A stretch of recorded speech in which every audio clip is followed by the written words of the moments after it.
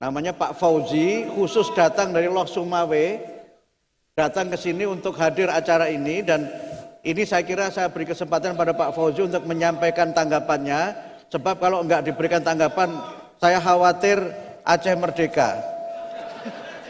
Pak Fauzi silahkan. Mana Pak Fauzi? Ya? Ini Mas, izin.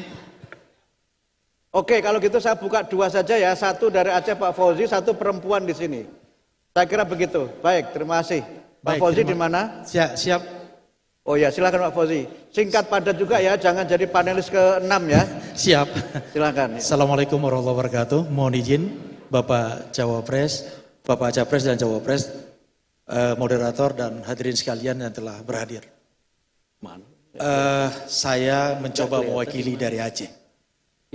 Pertama, pertanyaan saya terkait dengan kawasan ekonomi khusus Lok Sumawe, Pak. Kami melihat bahwa antara iya dan tidak itu. Nah, sekiranya Bapak terpilih, apakah ini akan menjadi real nyata atau tetap abu-abu seperti sekarang? Yang kedua, terkait dengan penegakan hukum, Pak. Tadi para panelis juga sudah sampaikan itu. Nah, kemudian yang kedua terkait penegakan hukum yang saya ingin tanyakan. Banyak dana yang sudah dikucurkan ke Aceh. Tetap seperti ini juga. Kira-kira setelah terpilih, apa tindakan yang akan Bapak lakukan? Yang ketiga, terkait dengan sumber daya manusia. Karena selama ini salah satu kenapa tidak ketemu antara pemerintah pusat dengan Aceh itu terletak kepada bagaimana orang Aceh melihat pemerintah pusat, bagaimana orang pusat melihat Aceh. Demikian Pak. Dan sekali lagi saya sampaikan untuk hadir ke hari ini saya menempuh perjalanan 7 jam, Pak. Terima kasih. Baik, terima dan kasih. saya pikir Bapak Fauzi, ya. sekali lagi untuk semua capres silakan datang ke Aceh, tawarkan program Anda, insya Allah mereka akan terbuka dan siapapun yang terpilih itulah yang terbaik. Terima kasih. Baik, terima kasih. Yang berikutnya silakan Mbak, yang pakai slayer Palestina, silakan. Ya, silakan. Tes. Oke. Assalamualaikum warahmatullahi wabarakatuh. Perkenalkan, nama saya Tiara Masrifa Lubis, saya dari mahasiswa Universitas Muhammadiyah Profesor Dr. Hamka. Sebelumnya yang sangat teristimewa kepada Pak Ganjar, kita sudah pernah bertemu sebelumnya di IDFest. Dan di akhir dari dialog kita, Bapak mengatakan bahwasanya mengajak kami, khususnya saya untuk diskusi lebih lanjut lagi mengenai isu-isu apapun yang ada di Indonesia ini. Selanjutnya juga kepada ayahanda moderator, Bapak Mukti gitu ya. Harapannya izinkan dan berikan kami kesempatan. Di sini dilihat dari belakang tadi sudah banyak suara-suara. Karena agar supaya di sini kan forumnya adalah forum publik ya. Forum untuk bersama, bukan forum panelis saja, bukan forum narasumber saja, forum kami semua di sini. Jadi jangan tadi bahasannya jangan dijadikan kami panelis ke-6. Berarti yang layak hanya panelis ini yang di atas saja, ayahanda-ayahanda yang di atas ini saja gitu kan. Itu kan tidak pas. Kita kan Muhammadiyah. Muhammadiyah itu adalah kemaslahatan gitu ya. Semuanya, apalagi kami kader. Kebetulannya juga saya adalah anggota IMM FK Puhamka. Oke. Baik, kepada Pak Ganjar, izinkan dan berikan waktu saya, moderator, ayahanda, untuk 2-3 menit menyampaikan wacana dan pemikiran yang ingin saya sampaikan, agar supaya wacana dan substansinya itu lengkap. Ini juga mewakili suara generasi muda. Oke. Pak Ganjar pernah berkata, Dramakor, sebenarnya yang terjadi drama koboi alias semau gue. Tapi aneh dan lucunya, sepertinya maling teriak maling. Kekuasaan memang sangat indah, sangat menarik, sangat istimewa dan sangat menggoda. Bahkan banyak orang berusaha berlomba-lomba atau mengorbankan hidup dan kehidupannya untuk menjadi berkuasa.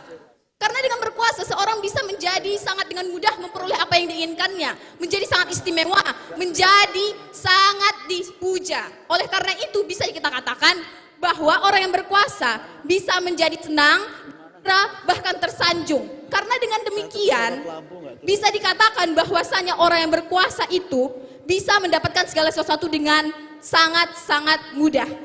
Tapi apabila kekuasaan dipangku oleh orang yang tidak layak atau setengah layak, kita bisa katakanlah kekuasaan itu akan menjadi bencana sehingga menyebabkan masyarakat itu mengalami kesedihan, kesusahan, kemiskinan, kemelaratan, menjadikan kita sebagai masyarakat itu masuk penjara, menjadikan kita masyarakat ini lebih hancur daripada sebelumnya. Dan kalau semisalnya kekuasaan itu dipegang oleh orang yang layak atau yang tepat atau the right man on the right place, kekuasaan bisa menjadi masyarakat itu akan menjadi masyarakat yang poinnya apa? Yang menjadi masyarakat yang bisa kita katakan adalah masyarakat penuh dengan kemaslahatan.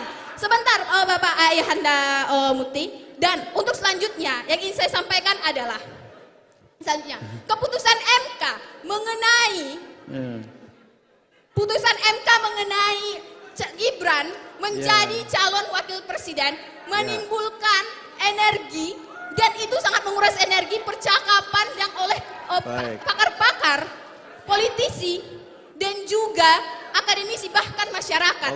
Sehingga menimbulkan konflik di antara dua kubu. Konflik yang pertama adalah di kubu yang pertama mengatakan bahwasanya kami yang benar, kubu selanjutnya mengatakan kami adalah kami yang benar dan kami yang benar sehingga diajukan dan dilanjutkan dengan pengaduan.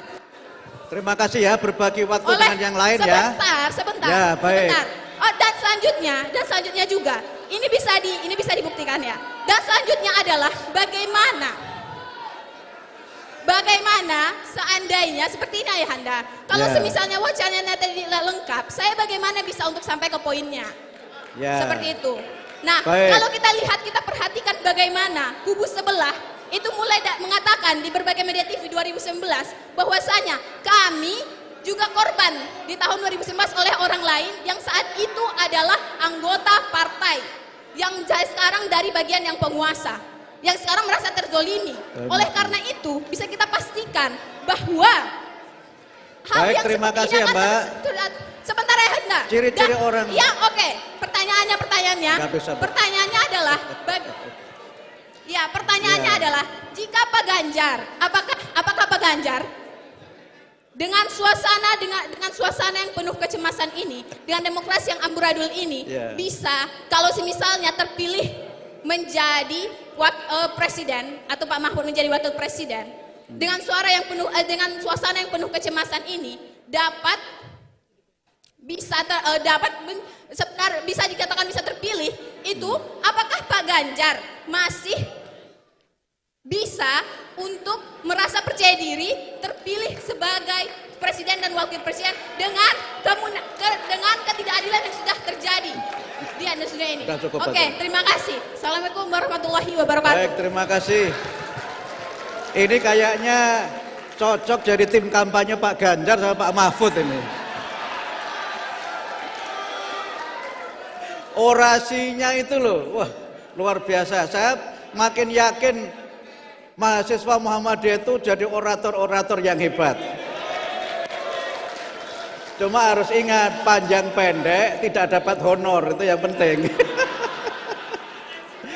Mohon maaf ya, bukan berarti kami tidak akomodatif, karena Pak Ganjar dan Pak Mahfud juga ada agenda lain. Walaupun saya tahu ada aspirasi, banyak pertanyaan yang ingin disampaikan, tapi kita juga harus memahami bahwa beliau berdua juga agendanya tidak hanya di Muhammadiyah. Jadi dengan segala permohonan maaf, kami tidak membuka untuk pertanyaan berikutnya, sehingga saya persilakan yang terakhir Pak Ganjar dan Mahfud untuk closing menjawab beberapa pertanyaan dalam waktu tidak lebih dari 10 menit. Monggo.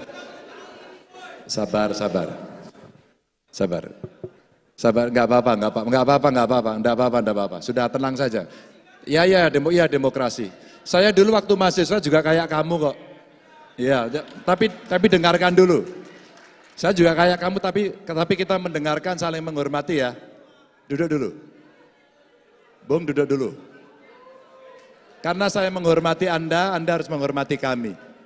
Kami akan jawab, Anda tidak perlu teriak-teriak. Saya akan kasih waktu khusus buat Anda, Bung. Bung, halo Bung.